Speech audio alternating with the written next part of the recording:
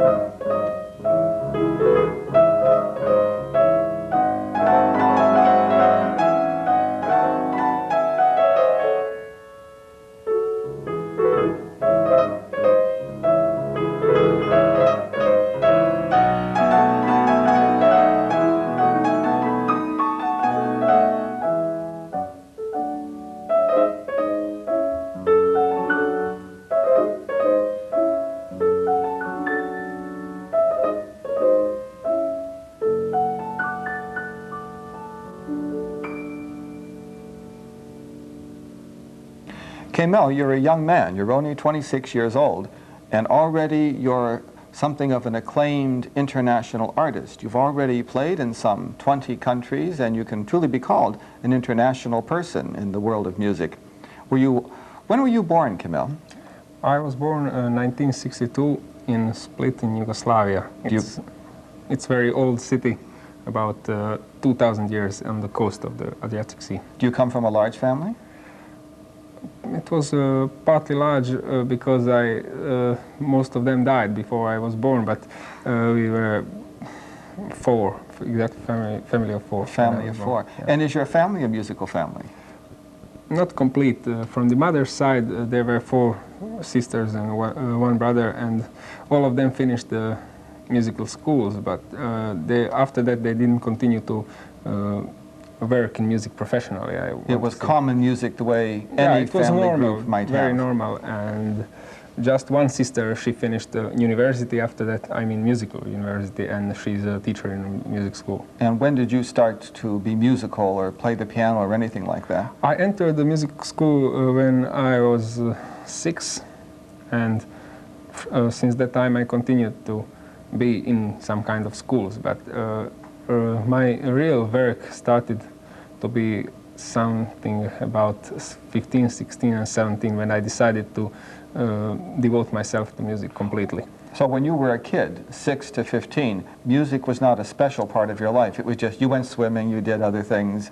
Yeah, I did many other things, and particularly I was more concentrated in a life not inside myself, in the many things around. And were you into sports? Yeah, I used to swim from my age of 9 to 15. Oh, so you were serious about swimming. You did competition, yes? Yeah, I did many competitions, and we have each summer we had a lot of them. I think one competition, a city competition, then a state competition, and then I think competition of complete country. The national competitions. Yeah. And that's what you were doing as a kid mostly. Yeah. You say around 16 things changed. What happened to you? It was a series of coincidences. I broke my leg and I was in a hospital for 1 month, and after that I had to come back with my conditions, I mean body conditions. It took me 6 months, and I spent a lot of time thinking about myself and about my future, and concentrating a little bit more on myself. And then I realized that music attracts me very much, and I would like to work in music, really. So do I understand correctly, up to 15 or so, you were just another kid who took piano lessons. There was nothing special. But after 15, suddenly it was a different world. And in a real sense, is it correct to say you didn't start music in any serious way until you were 16 years old? Yeah, correct. That puts you in a very special category, one of these unusual late starters. And at the same time, someone who started late and is in the process of achieving an excellence that allows for an international reputation. That sets you apart from many people. Yeah, it's true, but you know, sometimes such situation can bring you something good. I think that sometimes schools can kill the people and essence of the original musical meaning, because the schools are institutions and they are under you, you know, whole time. You are in school, teacher speaks how you have to play, and sometimes when you are not so involved with school, sometimes maybe you remain original and you remain fresh in musical meaning. So starting late has a certain compensation to it. It gives you more freedom. It allows you a more fresh approach. But anyway, it's a dangerous game. Maybe. And what does that mean for you? It means that it doesn't have to be in all cases like that. You know, some people, I know personally people who started to play piano at the age of 15 or 16, and they never reached exactly the top of the performances because they couldn't do it. Why were you able to do it? I don't know, really. Oh, that's a big thing not to know, because it's special that you have achieved talent. yourself. It depends on talent and on work, and I worked hard, and I suppose I was talented, and at that time I took all information about music like a sponge, and maybe it made. I had also a good school. From my academy was very good. I had a good training there, and I worked by myself also very much. Well, I wonder if that's part of the development, that someone like you starting late does have to have a lot of inner drive, a lot of determination to achieve a goal, and that's one of the factors of a late starter, that determination, goal-oriented behavior. Yeah, it's true. And when you started, were you recognized after 16 years of age or so? Were you recognized as someone special? Or did that only come gradually? No, I just felt a very warm wish to do it, and I felt like I'm able to do anything in music.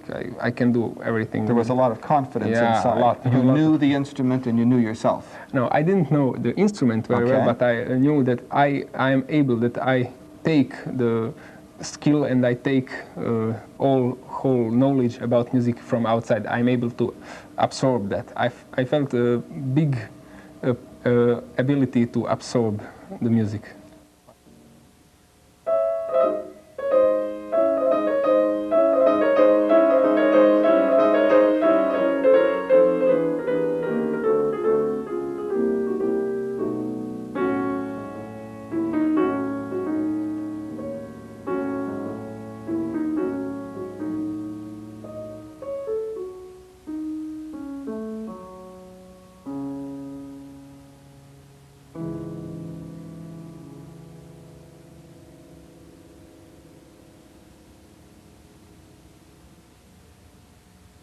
But the main, I want to say, main thing of that, you want to say inner drive, was a big wish to play.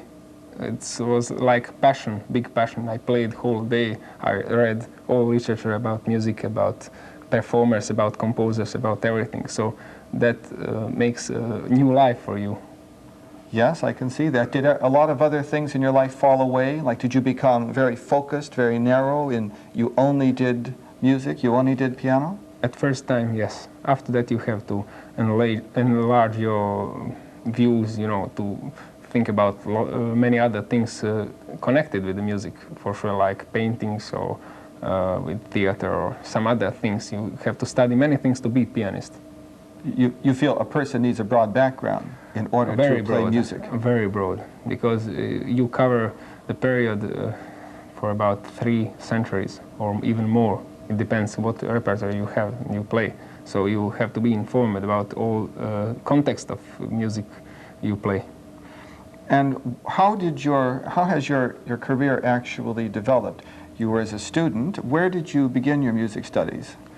At an academy or a school of some certain type? You think when I was a small child? Well, what did later. Later on, yes, it was Academy, University of Art in Novi Sad, it's capital of small province in Yugoslavia. And there were Russian professors which were from Moscow Conservatory, Tchaikovsky. And this is in that world, that Russian world, that's perceived to be a source of excellent training and good professors? Tchaikovsky? Yeah, because Tchaikovsky Conservatory was very famous and remains famous for big achievement in the field of music, especially of pianism in the world. They have generations and generations of fantastic talents and fantastic tradition. And there you were as a student, and have you remained in the same institution? Yeah, before that I was 1 year in an academy of Zagreb, and it was department in Split in my city when I was born. But I didn't remain there because I wasn't satisfied with the content of the lessons, and I thought maybe it's better for me to move somewhere and I intended to move to Moscow, but it needs to make applications years in advance. So when I heard that professors came to Yugoslavia to teach at the University of Novi Sad, I came there. And at Novi Sad, are you teaching or are you studying? What are you doing there now? I'm teaching there now because since 1982, when I finished my studies, they offered me a place, first as an assistant lecturer and then after that as a docent, so I have my class and I work there. And you carry on your personal career, which since the age of, what, these last 4 years, I think, you have been an international pianist. Yeah, I played even before in countries like Egypt or Portugal or Russia or something like that. But now, since 1985, it starts to be more frequent and more commercial and, I mean, serious in any way. The appreciation of any artist and his work requires some specialized knowledge. And it's helpful to know what the experts say about any artist. And in this case, it would be helpful to know what the experts say about Kemal. Kemal gave a concert on December 11th, 1988 in Montreal, and Carole Bergeron wrote in Le Devoir, in 20 years, those who heard him Sunday night will be able to brag that they heard this phenomenal pianist before he became famous. Now that judgment may or may not prove to be true. We have another person, a musicologist, Bob McAleer, who will discuss with us some of what he understands about Kemal as a musician. He's always struck me as being someone very reminiscent of the old Russian style in the late 1800s, late 1800s. The Anton Rubinstein school of piano playing. Would there be a rationale for saying that there was that kind of influence on him in terms of history? If he was trained by people from the Tchaikovsky Conservatory, from the Moscow Conservatory, particularly maybe the older generation, the thing is that in Russia, music was, as all things cultural, were isolated between the time of the revolution and the time that Stalin died, 1917 to 1955. So you have these traditions all sort of formulating and generating without any sort of outside influence during that time. So if he was taught by teachers who were brought up during that time, there's this very strong sense of old Russian tradition that nothing interfered with. So there was a kind of isolation there and a preservation of a style yes, that was all by itself in Russia. Mm-hmm. And those people coming to Yugoslavia would have brought that with him, thus influencing him. Does that make him somebody different from the usual 20th century trained musician, the kind of pianist that one normally would hear today? I'm not sure exactly if that. I don't know exactly why he plays the way he does. This might be one of the contributing factors. I'm not certain that I would feel comfortable attributing his unique qualities to any one thing. But that would be as good a guess as any. But you certainly see him historically as a 19th century Oh, he reminds me very much. And is there, in fact, a kind of revival or anything like that happening of this style of playing? Is there a change in 20th century music? There's been a romantic revival since the 1960s in both musicology, digging up old romantic works, and also looking into performance practice. Now, I'm not sure how much Kemal has actually done this, listening to the old recordings. And if so, how much he's allowed himself to be influenced by it. But I can discern certainly a lot of characteristics in his playing that is part of this Russian piano style. That I can hear certain characteristics in Rachmaninoff's playing from old records, from Joseph Hoffman's playing from old records, that Kemal also has. Kemal, as part of your international activity, I know one of the things you do is you are part of that group of people that still enter competitions. And a competition that you did enter was last year, in 1988, you entered the International Montreal Piano Competition. I think it's maybe about the 20th of those competitions we've had here. And that was a very unusual event because you didn't come into the finals. You want to tell us what happened there? You could ask president of jury or some other person, because I don't know what happened. I know that I was eliminated from the after the second stage of the competition, and what really happened I don't know. But whatever happened with the jury of 12 people who were listening, whatever the motivations there, there was a tremendous reaction. People stood up in the audience and screamed at the judges, and there was a tremendous noise in the audience itself. And afterwards, there was an awful lot of commotion, and there were headlines about you, and there was a concert organized, a kind of protest concert organized at McGill University, where you played at Redpath Hall. And I remember that concert. There were hundreds of people standing outside Redpath Hall, all kind of excited about the fact that you were playing. So you made a tremendous mark on the competition itself, even though you didn't win. Has that happened to you before? It happened once at the Warsaw competition, and it was a real start of my international career, because I got good things from that competition. But I didn't suppose that that will happen again, and it was even a bigger scandal here in Montreal, because it was more public. Well, when Kemal first appeared on stage in the first round, one of the thing that set him apart immediately was the way that he was dressed. All of the other competitors were very conservative, and he came out dressed like Doc Severinsen, so immediately people kind of just were taken a little bit aback, and they paid a little bit extra attention than they might have with another competitor. And then it became very apparent very quickly that there was something different about his playing. It was very, very theatrical. That's the thing that really set him apart from the other competitors. In any sort of competition, you want to stay away from something that might upset certain jurors, whether it be a very emotional type of playing, or a very show-off type playing, display, maybe too correct rhythmically. You know, you don't want to go to any extremes, and here is this fellow just being very theatrical. There is a lot of flair to his playing. So he was different. And in competitions in general, is that a problem, that you be different? Like, is there some uniformity or homogeneity that competitions are all about? Sure. Well, naturally, people are trained to enter into competitions. Teachers train their students, and in order to win a competition, you know, it's obvious there are 12, 13, 14 jurors. Each juror has different guidelines which he operates by. As I was saying, one might be sort of very Germanic and demand that the structure of the music be at the forefront. Another one might be more in the French school of playing and want a nice sort of beautiful even tone quality. So you have jurors concentrating on different things, and all of these things are kind of funneled down into one winner and second prize and whatnot. So it's like performing in front of a jury of critics almost, not music teachers and musicians. They're critics, and they each have their own things that are important to them.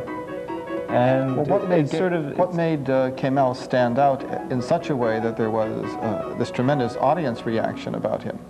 This theatrical flair. I mean, he was... Well, what was the audience saying? We don't agree? We don't agree that he should be eliminated from a competition? That was basically it.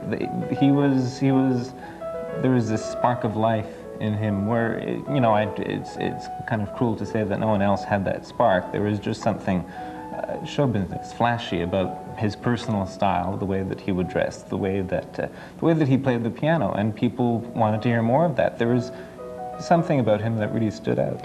Kemal himself says that he doesn't quite understand why he was eliminated. Do you think that's a fair point?